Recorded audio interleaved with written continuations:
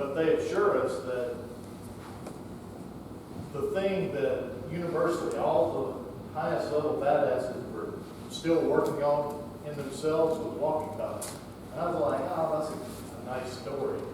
It sounds good. It sounds ineffable, like some Asian martial arts thing. But there's no way that it's true.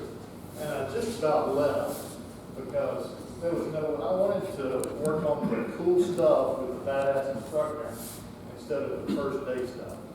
But I stayed for whatever reason.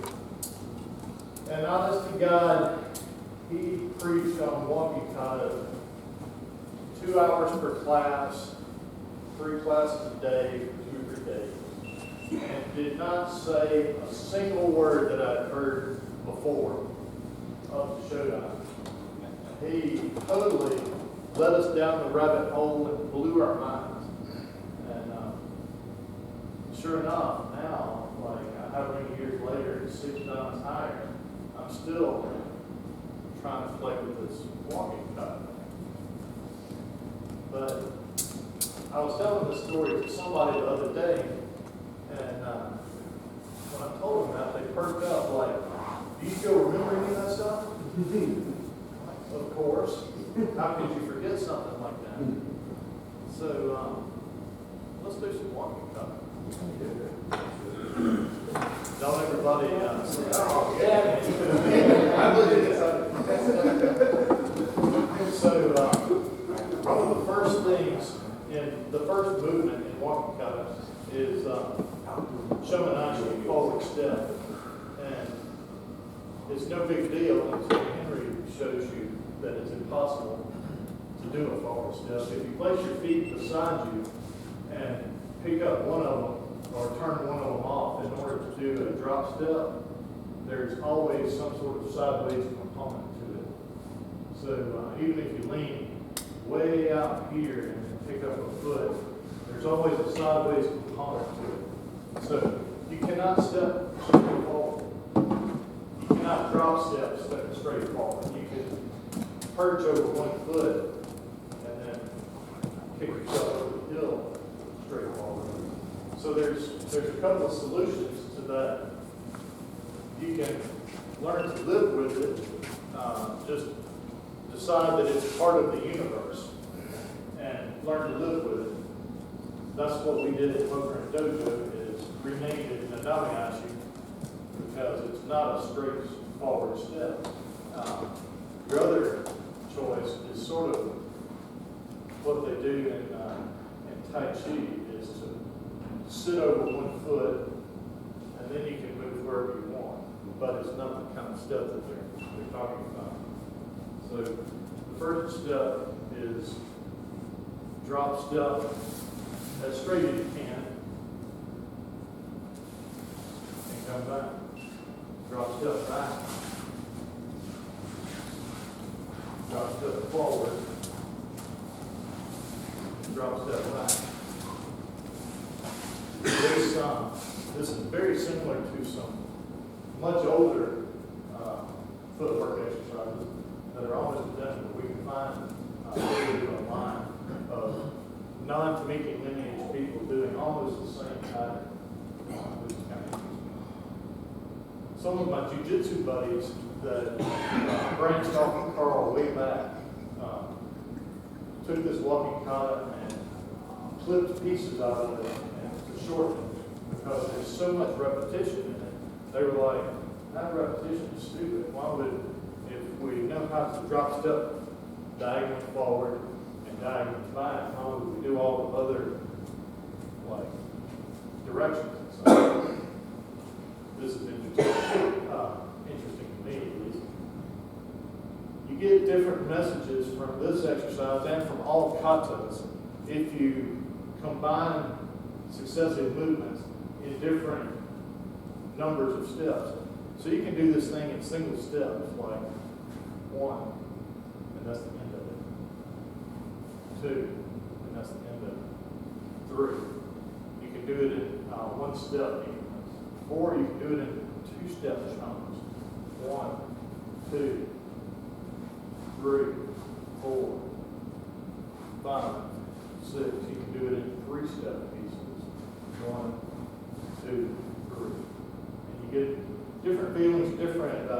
ideas and different messages about it. One of the things that Henry told us was that the repetition in the kata is designed to point out different directions, but also like sometimes you have to take one step in a direction, sometimes you have to take two successive steps or multiple steps in a direction. So you might take one step to the side and then one step here, or you may take one step to the side and then two steps to this side, two steps to this side, and one step here. So the repetition that my jiu-jitsu buddies took out in order to promote what they wanted to get out of their art, that's cool for them, but there's a message that they're missing. And when I showed them that, they were kind of interested in that. So let's do the diagonal punch. Carl and Henry always told us to put a little pause there. There may come a time when you have to take two successive steps, but once you've done this a few times, the pause will always be there. And where the pause is where your feet bounce down. The third step is a turning step here and here. Now, here you start to notice, like the first movement, diagonal, back,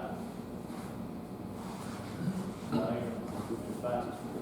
There are places where the thing trips you up because the pattern changes. That's deliberate, I think.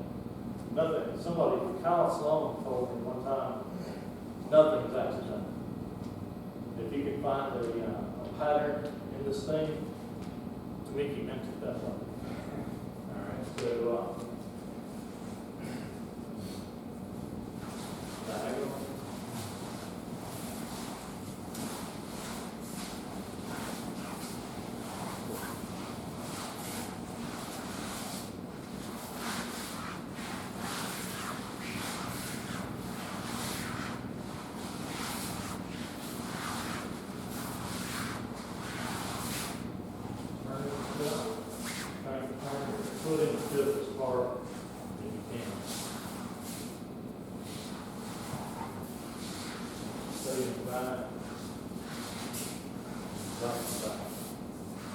Carl and Henry were extremely adamant that on these turns you preload the foot as far as you can by turning the hip. And if y'all saw my Muckner Dojo post today, it's one of my favorite quotes ever. It's Nikola Tesla said, if you really want to understand the secrets of the universe, you need to think in terms of frequency, energy, and vibration. I would like to add to that rhythm, because it's all the same thing, but there is a rhythm to this kata. And as I was saying, if you change the rhythm up, you get different messages from it, which is kind of interesting. But one of the primary ways of practicing this exercise is rhythm. Most times at Mississippi State, we would do the thing by count. Well, sometimes we do it by count, sometimes by in your own time, synchronizing with the close around you. But there's a rhythm, just like a metronome. That rhythm is determined by your leg length, the distance from your center of mass to the ground. And since it's sort of like an upside down pendulum or a spring, those machines have frequencies, right? You cannot force a slinky, for instance, or a yo-yo, or a pendulum to move arbitrarily fast. Right? Sometimes in practicing Walking Kata, we will try to do it fast just to see what messages we get from it. But beyond a certain point, it does not make sense to do a kata as fast as you can, because you cannot make a human body move faster than its frequency. So this rhythm of this thing illustrates that human frequency. Henry was a giant man. Has everybody seen or met Henry? Henry was down near 7 feet tall. He was about 400 pounds, and I got to be a Zuke because I was the biggest dude in the room. And my arms wouldn't meet around his chest. So when we did bear hugs, it was like this. With him like crunching in so that I could do the attack. A lot of people used to gripe about Henry. The folks that avoided him on the mat and didn't want to listen to him, they would say, "Oh, that big bastard, he's just so huge that he just crushes and tromps and throws people this way and that. He can only do that because he's 7 foot tall and 400 pounds. Well, Carl heard somebody saying that, and he's like, "You knucklehead, have you ever watched Henry move around?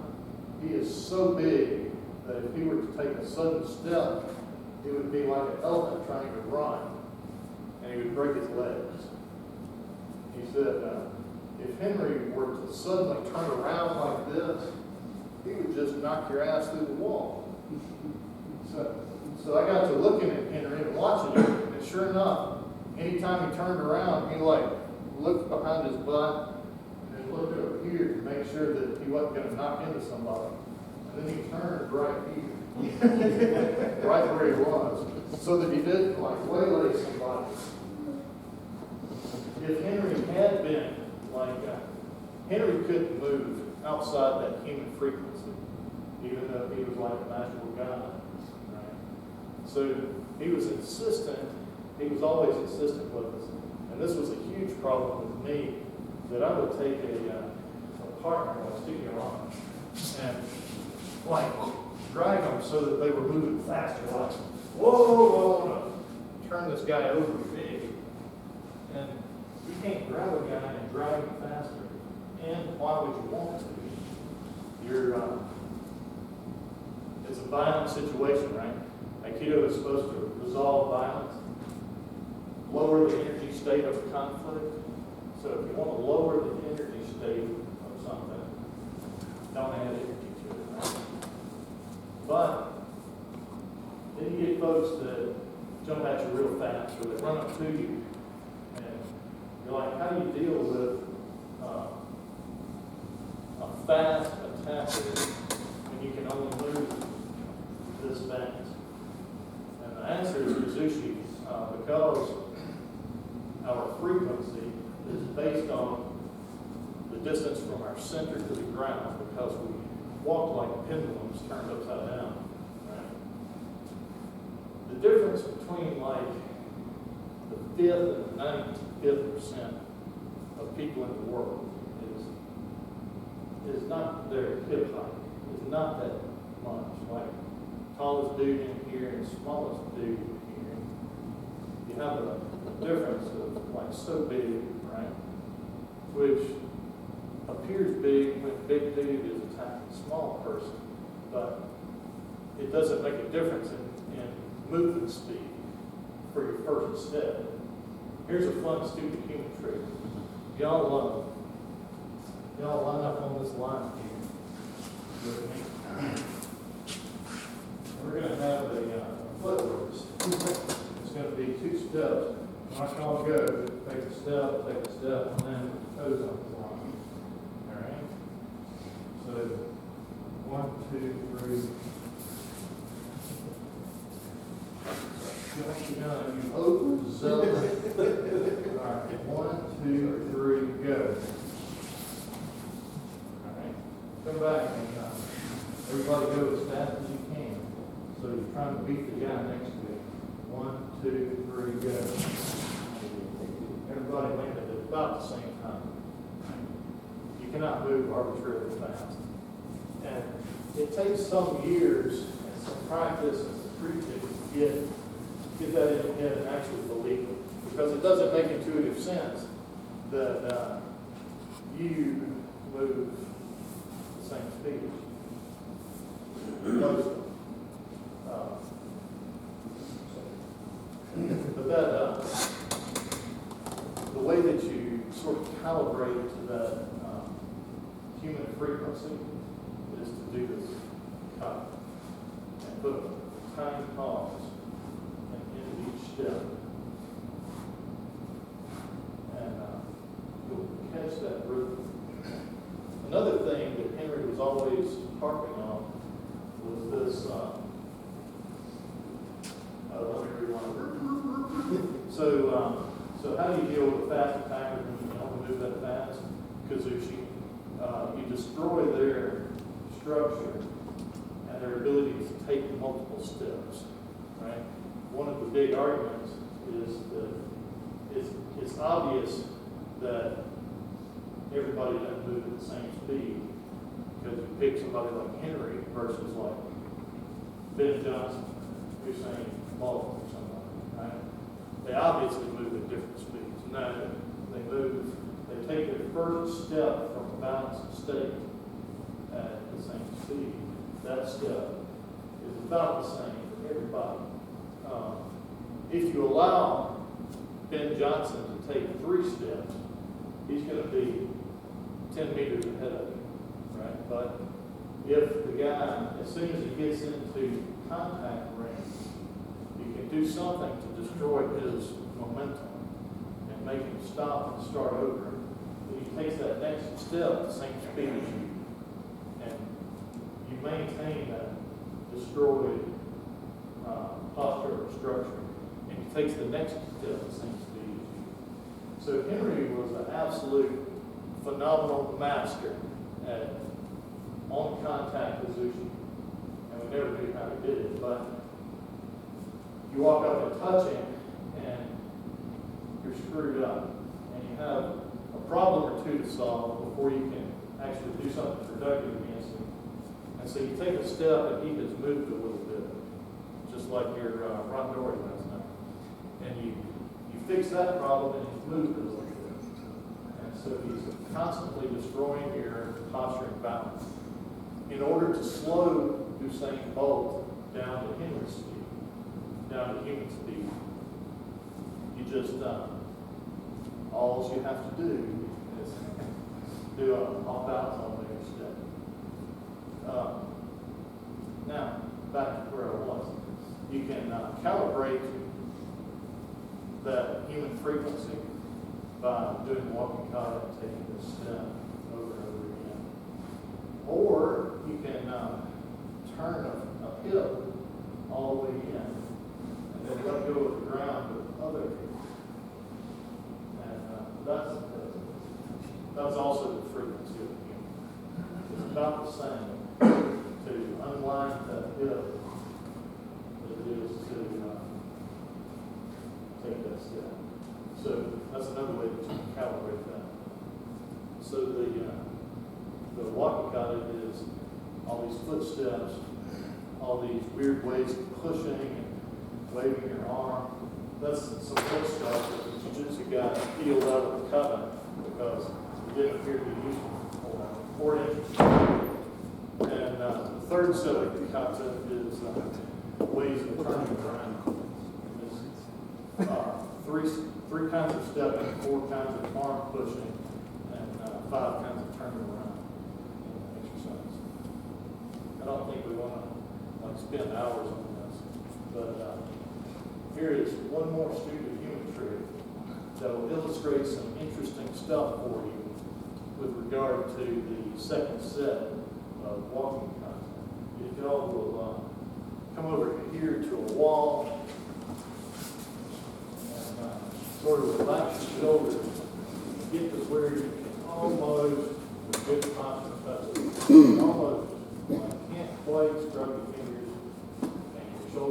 square. That is. I know. Without moving your feet or changing your posture, reach way over your shoulder. See where you're at. Let's move it or what? All right, now, shake your shoulders out, stick your posture still. Running, barely, with good posture, almost touch the wall.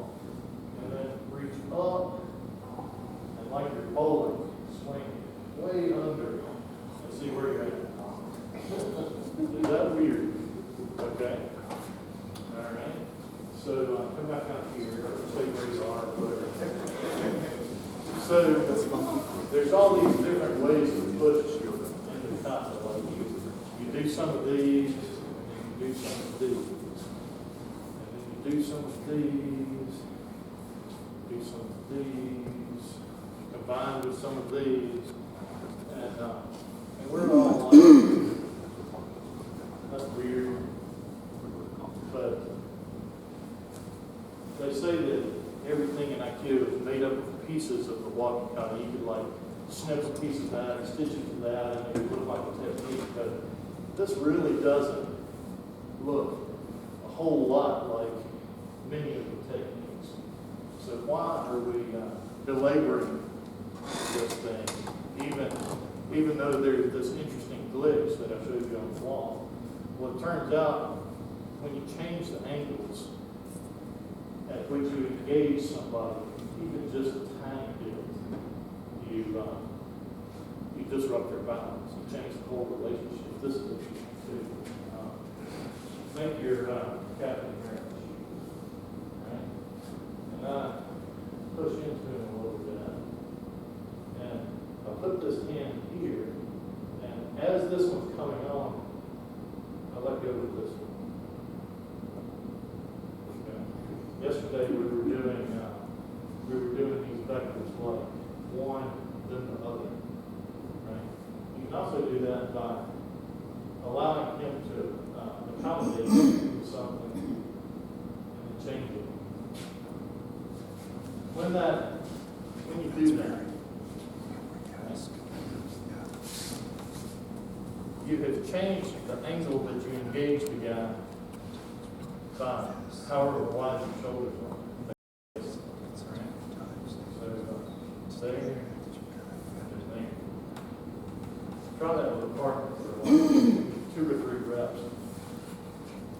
Just kind of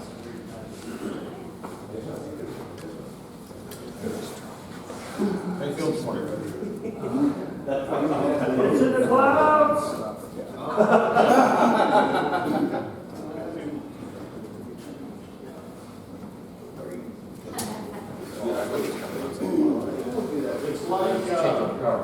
It's like Raiders of the Lost Ark, where you're trying to pick up the idol and put the bag there, but not set off the ground. It's kind of delicate switch. When I was in Atlanta, when I was in Birmingham, they're looking for things to propel.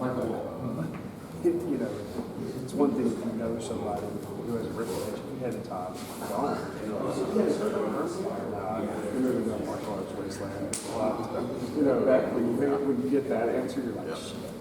So you just end up walking into a bunch of dojos and watching class. All right, well, I'll put on the boot and sit in.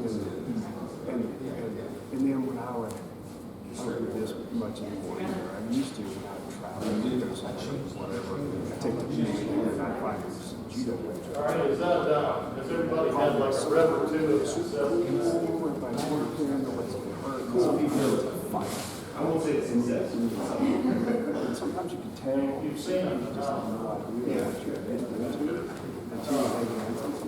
So now, what does that draw thing have to do with all the crazy cushions? All these kind of thing where I just, instead of keeping script and so he puts his hand on my chest, takes a drop step forward, change. And almost real easy refusal to knock me off the line. engage. Given him a weak line, I'm not being a jerk or anything. you can do all your head in the clouds thing and Most people expand to the end of the universe. do But you've given him your weak line, and eventually he'll knock you over with some kind of force. Okay. What if he engages me like this? It's much harder because the angle is different. Right? It's much harder. Okay. So if this one and this one, why are we doing it? Why don't we just hit everybody? Well, it turns out that it depends on where your point of contact is. So with the palm as the point of contact, this is a much sturdier position for his body and the angles of the leverage for him to push. Okay?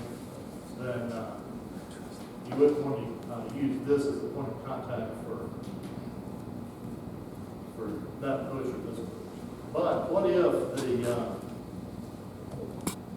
if this were the point of contact? That was much easier, right? So we've seen that this sucks. Maybe that. Damn. Here, Tony. So this relatively sucks. There's always one. What about here? That's better. I think the math's fucked up. All right. So this is not so bad a contact point. If this is your contact point, then this is your position. That's your position of advantage. What if this is your contact point? There you go. He's heard Henry enough to know that if your upper arm and shoulder, if you're doing a shoulder hit, then that's the position of advantage. All right. What if it's here? It's much harder. What if it's here? All right. So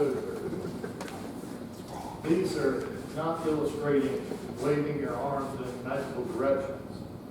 They are illustrating pushing a guy with different parts of your body. And when Henry told us that, it was like magic. Because all of a sudden, we figured out why they wanted us to do max sushi like so. And why they wanted us to do floating throws like so. Instead of maybe like this, for instance. Right? So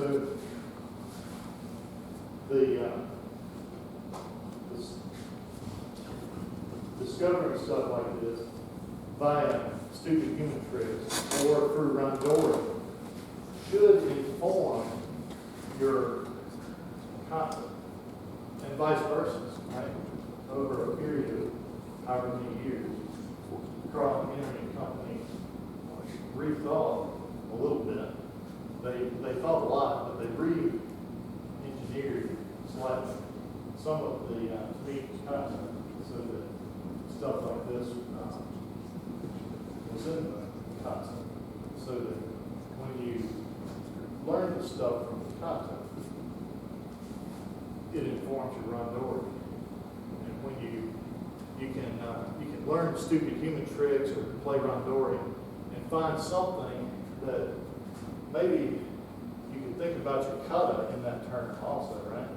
So maybe you find a stupid phenomenon that happens depending on how your arm is.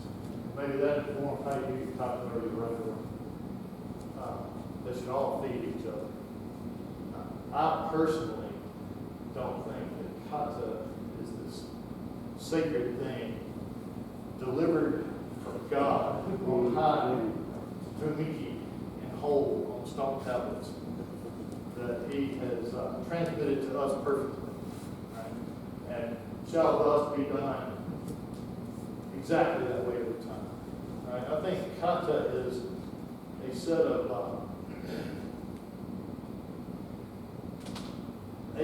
a particular kata is not turn your foot 22.5 degrees and chop it just so and then do exactly this. It is a sequence of principles that occur in a certain order. So like Shomanate could be a collection of principles like when the guy gets so far away from you, get out of his way. Right? When you are confronted with the guy, turn one foot forward, or both of you. But keep at least one foot pointed at you. So Shomanate becomes when the guy approaches, get out of his way and turn a foot forward. Now the third principle that would create Shomanate, for instance, would be if you're caught between his arms instead of behind his arm, grab his face as your first idea, first way to get out, right? What do you say? That's it, well put. Okay. So you get out of his way when he approaches. You try to look for him, shield you between his arms, grab his face. Now, if you grab somebody's face, they're going to react away from you. And people have a hard time putting force forward onto you when they're recoiling. So if they start stumbling backwards, the fourth principle that would create that exact form would be if they start stepping back, keep them stepping back away from you. So you don't have to tell people that Shomanate is let them get to this distance, turn your foot 22.5 degrees and step exactly here, put your foot here, get in posture, and do this just so, and step exactly. But you can work on principles. The principles you can derive from stupid human tricks, or from kata, or from randori. And they should all feed each other. Make sense? That's a tiny fraction of what I got from Henry's, I don't know, 15 hours expounding on this totally. Do y'all have any questions about any of that? You said something about pre-turning this foot, and I wanted to see if you could expand on what steps we're talking about. We're talking about this type of step, or we're talking about one of these type of things. Where does that come in, and what is the effect? So the pattern for the second set of, for most of the second set of concept is push forward, turn 90 degrees, push forward, turn 90 degrees, push forward. I don't think they consider anything within about 200 degrees or so a turn. Okay. So you can fall and turn your wind over. But if you're turning beyond and far away, they were huge on step count, right? So we're always like 1, 2, 1, 2. It takes 2 steps. Take a drop step. 1, 2, 1, 2. Anywhere in this range. 1, 2, 1, 2. But the rhythm becomes 1, 2, 3 if you try to turn 180 degrees. For instance, 1, 2, 3. And they were adamant that you never cheat, right? Like turn and 2, right? That's bullshit. Jack, I apply that when I was three. When I'm going backward, the first thing to do that slides out. So you can't. Some people may like do a magic return. So you could do that, but it does not appear in current versions of Tomiki's Walk. There was some weird extra moves in like the 1950s houses. So you could turn 90 degrees with a spoiled hip, but it would take you 3 steps. So it'd be 50% less efficient. If you were turning 180 degrees, it's going to take you 3 steps anyway. One of them would be a coil, which shows you the speed at which you can turn.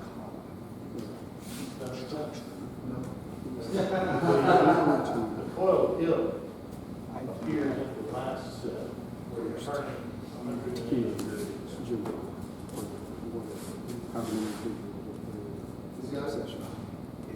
This first here, so we're counting one, I can't go 180 degrees. Two is third step. Right. To get back into a neutral contact, Okay. Tomiki's opening Yeah. One, two, right? kind of moving both feet, right, at the same time. There's a cheater in line that in order to do that, you have to do these weird manipulations with your weight. That's where you get the budget. Okay. So they consider one student to be a cheat, but they can sport. So the hammer, absolutely, be ruthless with yourself on your step count and never lie to do over the other one. They're also very particular. You not go faster than your group, sometimes you can go slower. You can't fall slower. You put some space in there. So it slows the go down to the process. But you don't ever. I was one. I'm awesome. Right. Or a tight cheese that spins around your heel. I'm sure she's. Tai Chi is an interesting thing, and it's valuable. But they're moving so far below the human frequency that you cannot make a drop step. So I would have to say, in that one, maybe it has a 3 rhythm as well. So I would say that one has a 3 rhythm as well. So when you're here, it has a 1, 2, 3. right. So within your principles really well. 17 software. So that sort of answers your question. They were. I got like 6 weeks to work on that. You got all the rest of your life.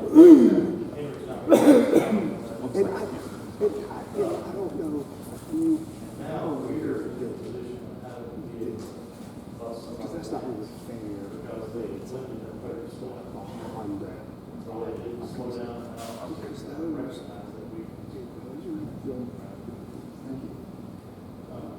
anybody else have observations about that? And they're, Thank y'all. I mean, We always walk on.